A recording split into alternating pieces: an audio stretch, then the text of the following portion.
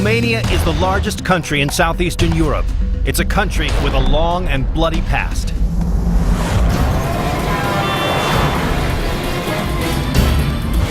I'm Don Wildman. I'm in Romania, home of Dracula, both the legendary vampire and the real-life ruler. But where does fact meet fiction? The clues are buried beneath the imposing castles, medieval villages, and mysterious hillsides of Wallachia and Transylvania. We're headed for a subterranean world where fact is far more terrifying than fiction. Today we know the name from the vampire monster in Bram Stoker's Dracula. But in real life, Vlad Dracula was a 15th century prince. At only 17 years old, Dracula took the throne and went on to become one of the most notorious rulers in history. Few realize that although he was actually in power for only 7 years, he managed to unite the province of Wallachia for the first time in centuries. And how did he do it? By using the most brutal and barbaric punishment ever seen, which in turn earned him the new name, Vlad the Impaler. Today, much of his legacy and the kingdom he helped to build have been destroyed. But clues that reveal who he was and evidence of his reign of terror still remain, buried beneath the ground. Just 215 miles from the capital city of Bucharest lies a massive bat cave. It's among the largest in Romania, and it's where the legend of Dracula begins. The cave is from that way. It's not far away. You have to walk 5 minutes. Spelunker Vadim Bondar knows these caves like the back of his hand. He was taking me down into this cave system that's home to several species of bats. It's a world which has never been fully explored. It's hard to believe, but in all there are 12,500 caves beneath this Romanian landscape.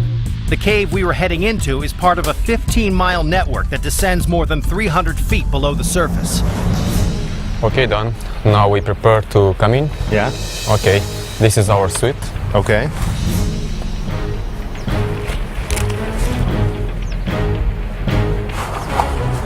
Yeah, it's okay. You have comfortable here? All right. Let's go. Okay, let's go. Okay, this is the gate. Reservation here. The lamp, please. Down into this cave.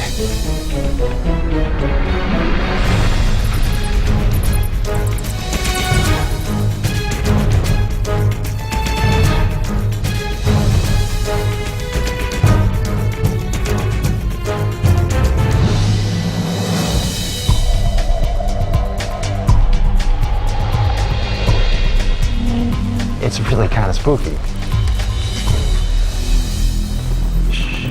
What is it? Oh, wow. Look at the sound. Oh, yeah. Sound of the bat. Oh, there they are. Look at the bat there. Look at them. They're all over the place. All of them. How cool. Vadim believes there's more than 10,000 bats living in here. They hibernate in the winter, and in the summer they leave the caves to feed. These bats only come out under the cover of darkness, and while on the prowl, they actually eat the equivalent of their body weight in insects every day. This underworld was created more than 60 million years ago. Now, how far down does this cave go? The older system have 25 kilometers. 25 kilometers 25 is the entire system. This entire system, yes. So there's many different... Explore system, because maybe are another few kilometers with unexplored yet. Wow. Yes. And so it branches off into many different tunnels and everything. This is just one of the many. Yes, and the different levels. Okay. Or something like that. Big jump.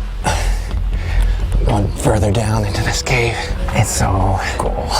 Okay, don't be very careful here. Oh, yeah? Always slippery, huh? Okay. This massive cave we were exploring stretched down 4 levels. So the best way to get into it was to rappel. It's my favorite part of adventure.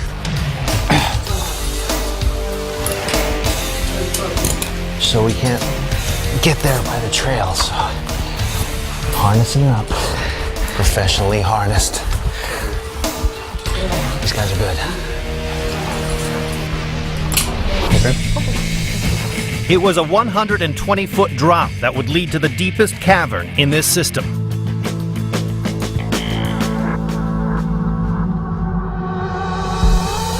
You have another 15 meters. This is the last level of that cave. Man, this is beautiful. Wow. Listen to the echo. Hello! Jesus, this place is big. You got a lot of caves, you got a lot of bats. Yes. It's kind of understandable how people could make the connection between Romania and vampires. Yeah? Yes. Yeah, Yes. okay. Good admit. Good. Yes. So there could be vampires in here, who knows? Why do you think Romania has such a reputation for mystery and legend? I mean, what gives the place that quality? In my opinion, the first reason is the Dracula. Right, from the book. The book, yes. The book was written by Bram Stoker in 1897, over 400 years after Vlad Dracula died. And the setting for the book's famous Nosferatu is modern-day Romania, the landscape of which is filled with caves like the one I was exploring. So who was this real-life prince who in 7 short years left behind a legacy of terror? His story begins in 1431, when Vlad was born. It was the 15th century, an incredibly tumultuous and brutal time in the region. Dracula got his name from his father, who was a member of an elite society called the Order of the Dragon. It was an elusive fraternity founded by the Holy Roman Emperor in 1408. In Romanian, Dracul means dragon, so his father adopted that as his nickname. And Dracula literally means son of the dragon, or son of the devil. The Ottoman Empire and the Hungarian Empire were the major powers, and the province of Wallachia sat in the middle of the two. Arch enemies, the Hungarians and the Ottomans both used Wallachia as a pawn, and Vlad became a crucial piece in their game. When young Vlad was only 12, the Turks helped to get his father back onto the throne of Wallachia. But to repay them, Vlad's father had to send Vlad and his brother to the Turks as hostages. If their father tried to double-cross the Turks, the boys would likely have been killed. But the Hungarians were circling Wallachia, just waiting to attack. And to make matters worse, Vlad's father was hated by those he ruled. So in 1447, his subjects joined with the Hungarians and went in for the kill. Dracula's oldest brother was buried alive, and his father was assassinated by his own people. After his father's death, the Turks released Vlad with their own agenda. They appointed him officer of a Turkish army to help him avenge his father's murder and claim the throne. Just 17 years old, what Vlad Dracula was about to do is far more terrifying than fiction.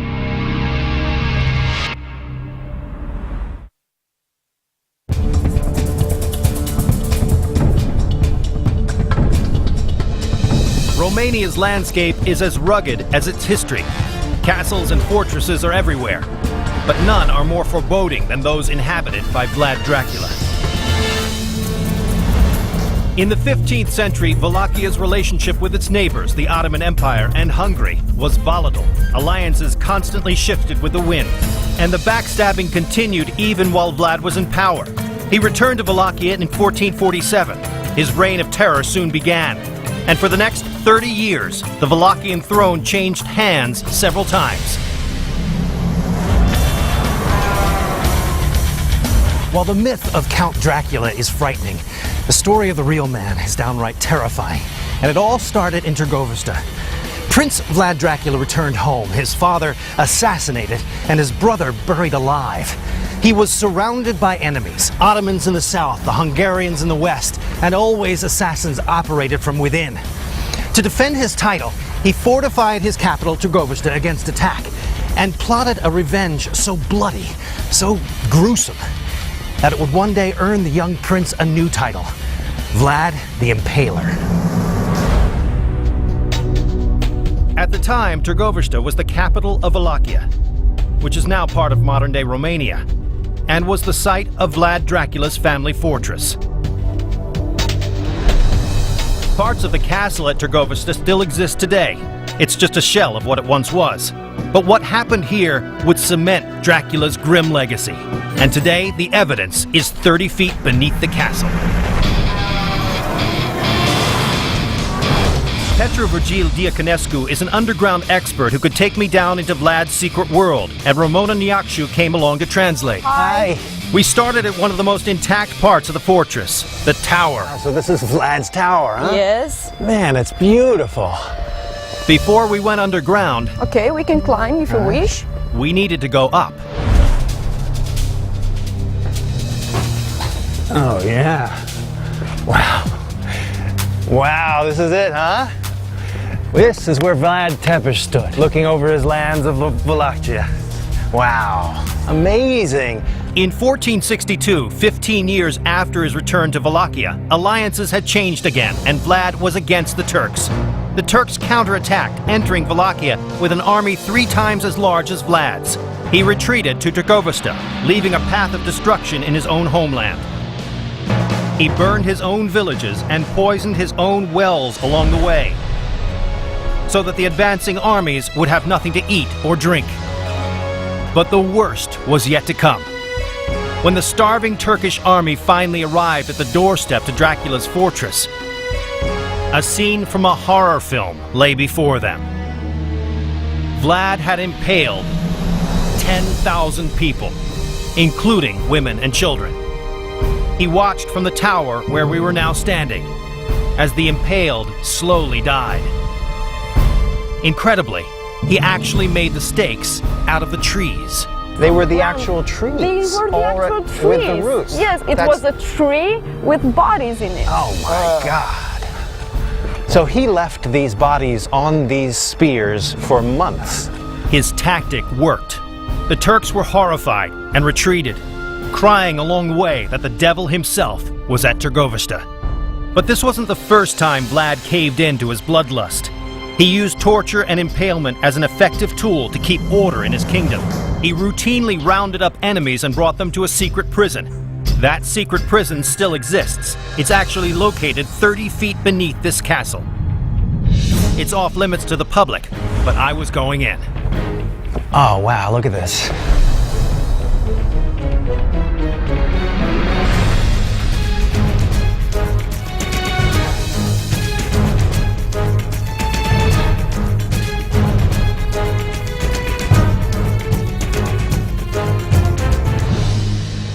So this is the actual prison cell for his prisoners. This is the prison cell, yes. Here were held until they were convicted. I see. But here we have 2 rooms, 2 identical rooms, yes. From here we are entering another room. Let me go in here. Yeah, oh yeah, it's about the same size as the other one. This is Vlad the Impaler's jail cell. I don't think I would want to spend a day of my life in prison by Vlad the Impaler. Yeah, not a lot of room, but here it is. This is the original walls, right? Yeah. Original foundation. This is the original foundation. We are standing beneath the palace. We are underneath the palace Underneath here. the palace, yes. The room I was in is thought to be one of the prison cells beneath Trgovista. It was part of a massive underground complex of dark dungeons and elaborate torture rooms. And 30 feet above this complex would have been Trgovista Castle itself. At its peak, the castle was an imposing and impressive structure, towering 88 feet into the sky. And the subterranean prison I was exploring was built to withstand the pressure from this massive castle up above. While the castle has crumbled today, thanks to the simple Roman arch, these dungeons have remained. The prisoners who were brought here knew what might be coming. They could be impaled on a stake alive and left to die. You know, it's one thing to hear about these guys, how vicious they were. It's a whole other thing to see where he kept his prisoners. It's creepy to be thinking about being down here by yourself in the dark, condemned to death. There's no way around it. It is a bizarre feeling. These dungeons hidden deep below the castle were strictly off limits to anyone except Vlad and the few he trusted. In fact, most had no idea these rooms even existed. Vlad didn't want any of the prisoners' relatives or friends to know where the dungeons were in order to prevent rescue attempts. Prince Vlad kept the prisoners here until their trials were over. He was the judge at these trials, and for those who were found guilty, the end result was often impalement. They were held here for 2 or 3 days until the judgment was pronounced by the prince. Okay. And during this time they were interrogated and... I have a feeling he didn't find many people innocent. We don't know that. We don't have many documents that say Vlad Țepeș was an unfair man. He was a very just man. You could be in prison down here for anything from lying to stealing to infidelity. Vlad's goal was to keep a tight grip on order in his kingdom, and it worked. During his reign, crime and corruption were wiped out. That's why even today, many Romanians remember Vlad as a hero and not a murderous madman. Vlad punished these crimes by cutting off limbs, skinning, boiling, or roasting people alive. But impalement was his method of choice, and it was a slow death that could last days. The stake was usually oiled, and Vlad made sure the point wasn't too sharp, so the victim wouldn't die immediately. The stake was inserted into the victim, and their own weight would slowly send the stake through their body. But Vlad's victims didn't always know they were about to meet their deaths. He once invited the sick and poor to Târgovăște for dinner. He then locked the doors of the hall and set the room on fire, essentially eradicating poverty in Wallachia at this very castle. But this underground prison was just the first of many strongholds Dracula built, both above ground and below. In 1457, Dracula built another fortress 40 miles northeast, even more imposing than the first. It was called Pânare Fortress, and it was the next stop in Dracula's blood-soaked underworld. Oh, wow. Look at that. He was a guy who took it to extremes. Look at that. Right there on the hill. Amazing. It's a 1,500-step climb up the steep hillside just to get to the entrance. Oh, my God. Look at this. Oh, he could rule. He could command, he could do everything from up here, man, on both sides. It's amazing.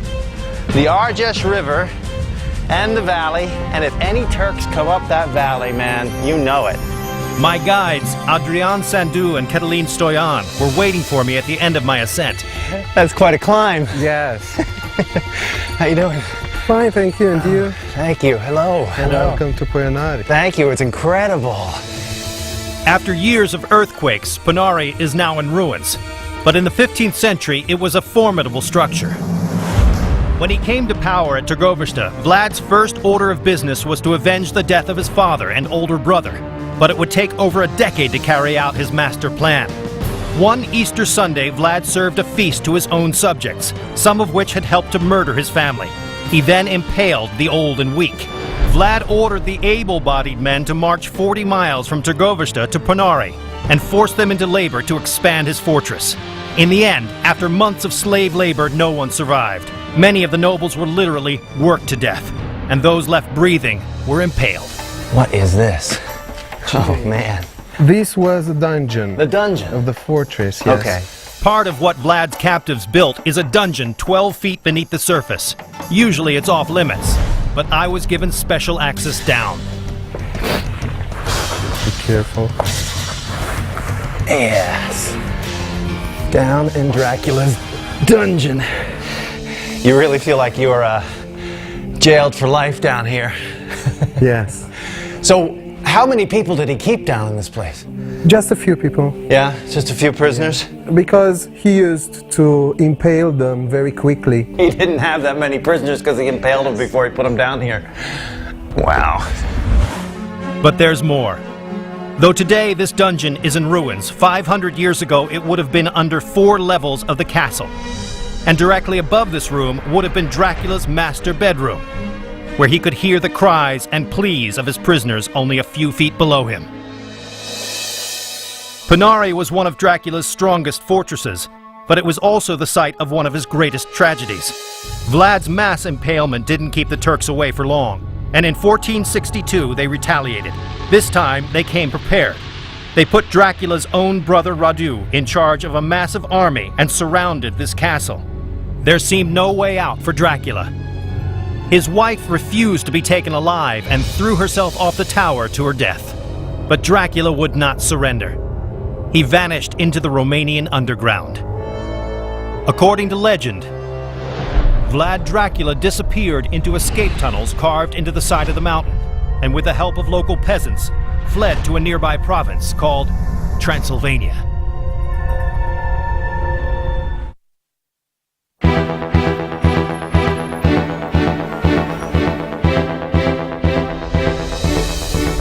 In 1462, the Turks, led by Vlad's brother Radu, took control of Wallachia.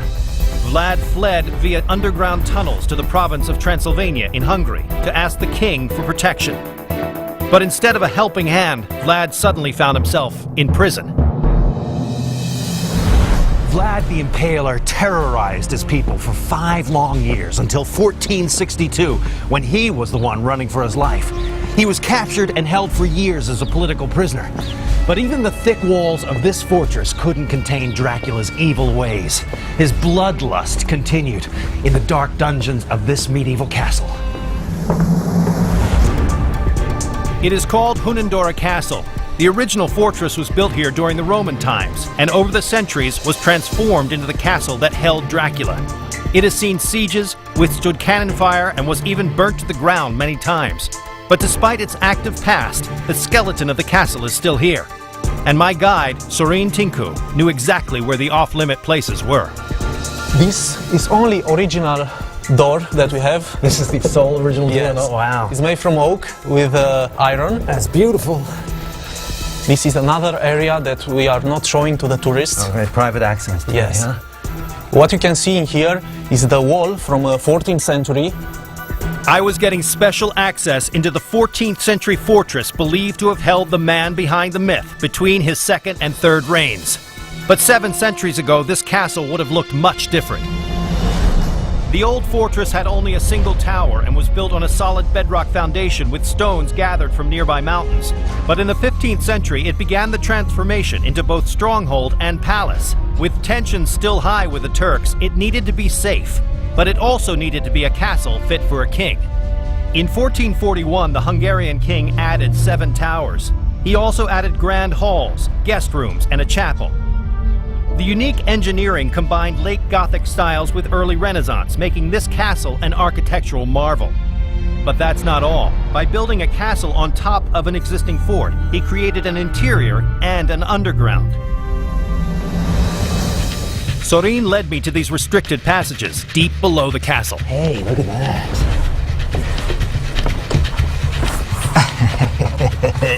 Wow, how cool. Oh, it keeps on going. This underground tunnel was quickly put to use to defend the castle in the brutal Middle Ages. During a siege, these subterranean spaces allowed the king to live comfortably up above, while his loyal army was down below, defending him. So this is where the battle is waged. Yes, yes. The gunfighters standing here with a gun hanging on this wall because it was very heavy. Well, we are now facing the first guns in the history, and this one is a hole for ventilation because it was a lot of smoke. Sure. And they could die in here. Yeah. This maze of military tunnels snaked all through the castle. Let me show you another part of that tunnel.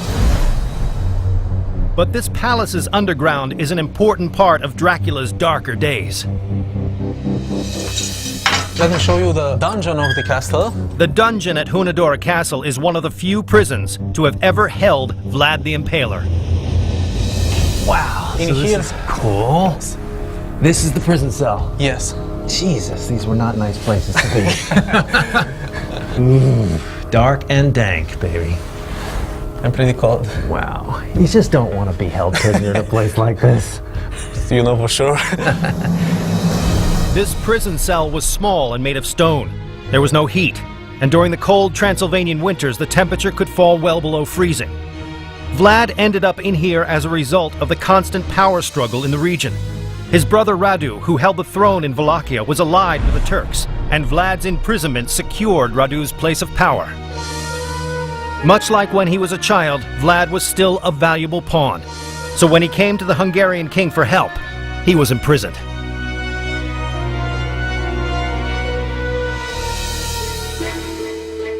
Like most dungeons in medieval Europe, this isn't someplace you want to spend the night.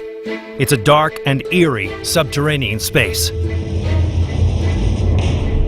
Experts believe Dracula spent 12 years in prison here, and while confined to a cell, the former prince kept up with the impaling. He would stake spiders, roaches, and even mice. According to prison guards, he skewered the pests with slivers of wood peeled from the floorboards and displayed the impaled like trophies on his windowsill. Supposedly, Dracula was mesmerized after impaling his victims. They say he would fixate on their tiny death twitches until they finally stopped moving. In prison, Vlad remained the impaler, and outside, alliances shifted once again. After 12 years of captivity here, the Hungarians set Dracula free. In 1475, he got his chance to reclaim the throne when his brother Radu died of syphilis.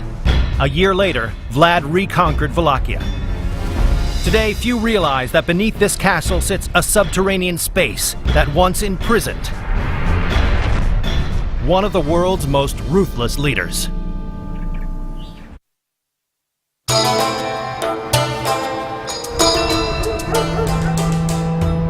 Vlad's reign of terror wasn't the only treacherous period in Romania. During World War II, Romania found itself making and betraying alliances once again. In 1940, Romania joined sides with the Axis powers, supplying the Axis with oil, grain, and other industrial products to fuel the war machine. Because of this, Romania became a main target of the Allied forces. By 1944, Romania switched sides, and then it was the Luftwaffe targeting Romanian soil. But regardless of alliances, during World War II, bombs were a constant threat. The Romanians needed someplace safe to hide, and that place was underground.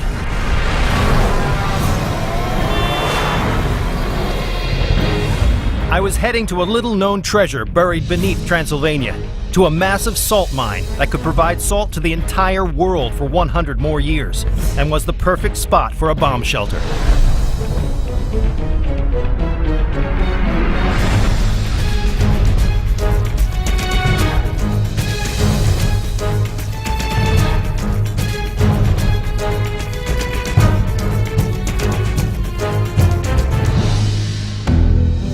This is a long and mysterious passageway, isn't Yes, it? it is. My guide, Don Mera, knew the salt mine story better than anyone and could easily navigate these immense dark tunnels. How long is this? 526 meters we will pass through this tunnel, and then we will enter the salt mine. So 1,500 feet, this is... Yes, it And is. how far below the ground are we? About, right now we are about 5 meters, and then we will be 10, 15, and So most we're going- about 50 meters. 50 meters down. This mine is among the largest in Europe, covering almost 54,000 square feet. That's more than an acre. And it's among the oldest and most important in Transylvania. The color is surprising of this. I mean, it's quite...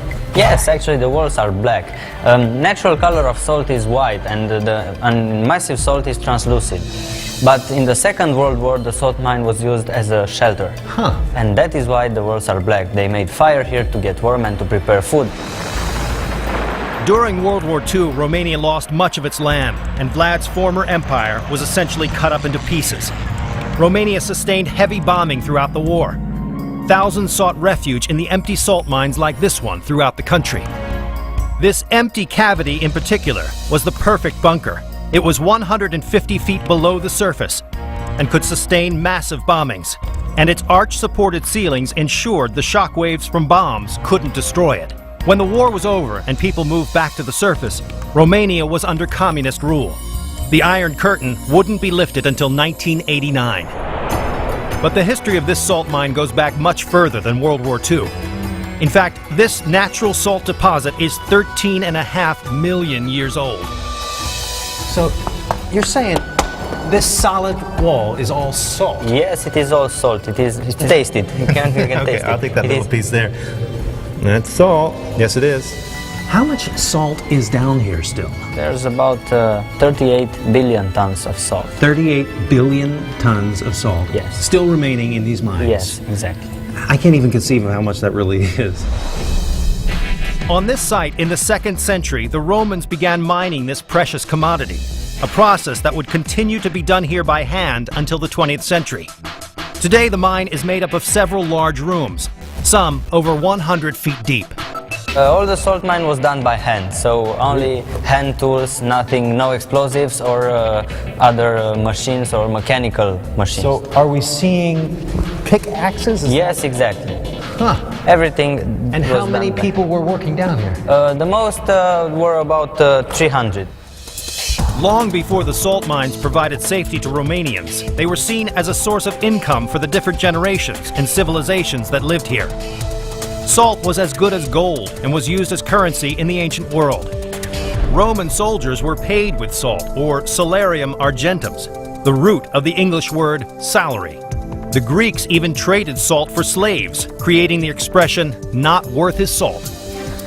Down this way, huh? So the person with the salt was the one with the power. That meant I was walking in an ancient gold mine. Look how huge this Big, place isn't it? is. Unbelievable. How high is that? That is 40 meters. 40 meters, 120 feet. And if I was up there, what year would that have been? 1868, 1868, and we're Yes. standing where? 1932.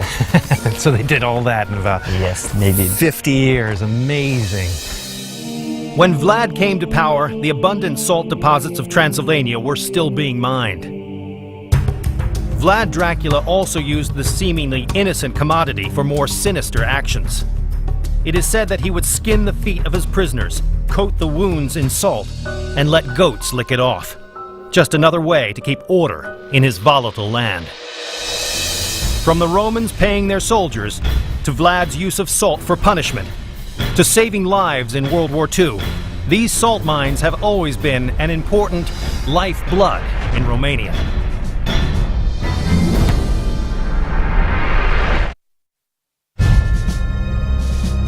Vlad Dracula ruled the province of Wallachia 3 separate times for a total of nearly 7 years. But it's what he left below the ground that's most impressive. Over the years, Vlad had gained himself many enemies, but some of his greatest enemies were members of his own family. At the time, there was no clear plan for succession of the throne, which meant that all princes within the dynasty had the right to rule. So brother fought brother for power. During the height of his second reign, Vlad built a new palace on the outskirts of the province. It was a fortress that would solidify his power.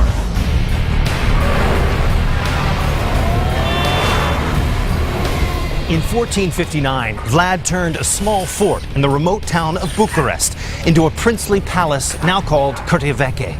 He built a massive citadel and surrounded it with his loyal subjects and wealthy merchants, and Bucharest soon grew into a political and economic power.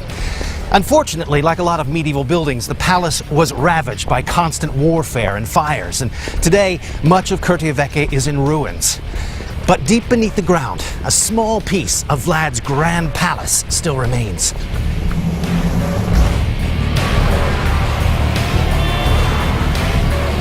Gabriel Constantine was my key to getting into one of Vlad's most famous fortresses, and Monica Findlay would translate. And Vlad to welcome us, huh? Vlad, yes, he's our friend. He looks very stately today. Okay, let's go inside. Today, the entrance is easy to miss. But just 10 feet beneath our feet lies the very foundation that established a new capital.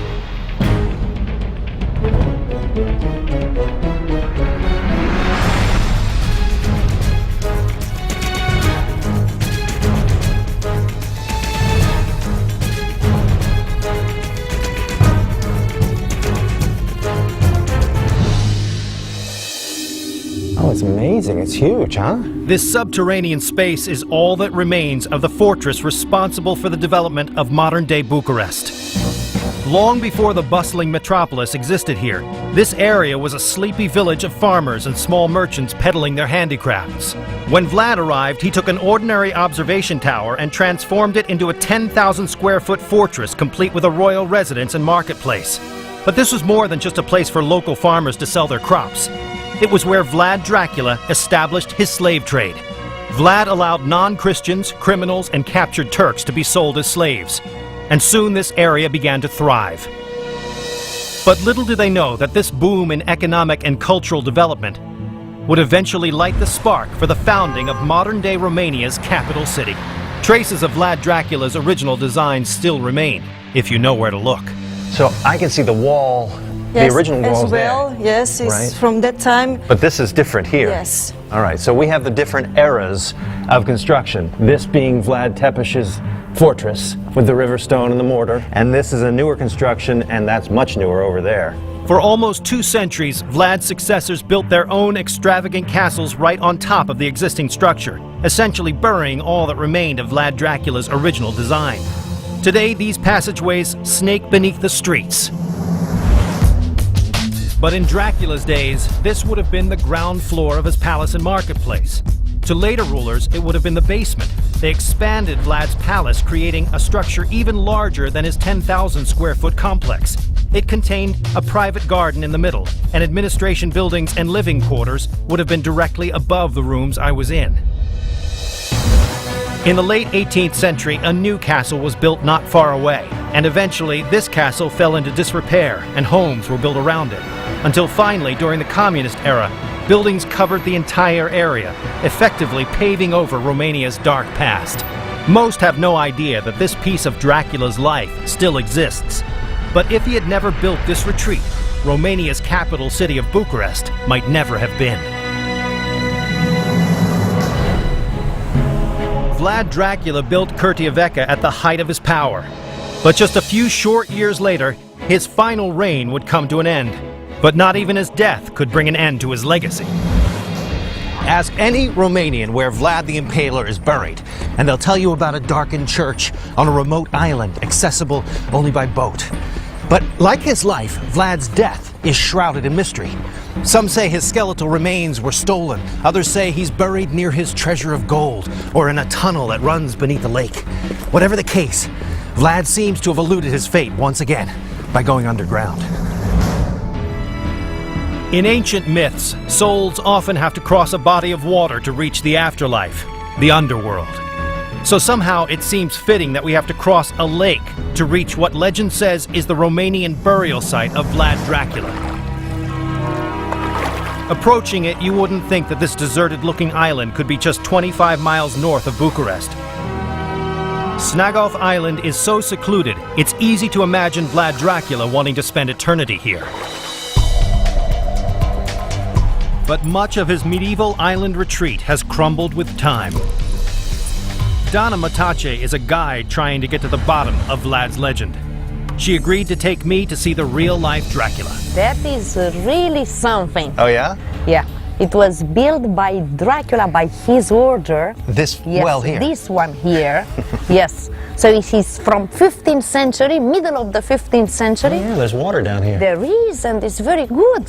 First of all, Dracula built a prison, and with the prisoners, he built this fountain. I see. Really, they dug with their hands.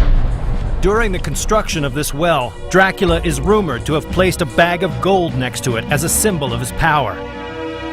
He claimed that as long as he lived, no one would touch the gold, and he was right. Legend says the gold remained there until the day he died. But the gold isn't here anymore. He Somebody died, took it. unfortunately. He's no more living, that's true. Yeah. But there's one structure on the island that has lasted through the years. An 11th century church, Vlad's chosen burial site.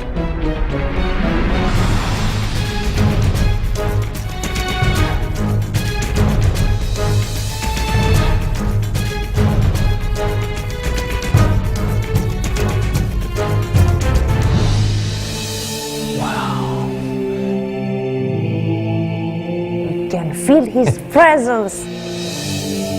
Oh, here we go. There he Look is. at him. Look at him, Hello, please. hello. Yes. He is here. Vlad the Impaler. Yes. This is his tomb. This is his tomb. Yes, this is his tomb. His remains are under here now. We think so. This is the mystery. Some of the people says that he couldn't have been buried in a church after many things he did. Just about every aspect of Vlad Dracula's death and burial remains a mystery. Most sources say that he was finally killed in battle and beheaded by the Turks in 1476. The Turkish version ends with Vlad's head displayed on a stake in Istanbul, as visible proof of Vlad the Impaler's demise. But those who revere his legacy say that his friends buried his head on Athos Mountain.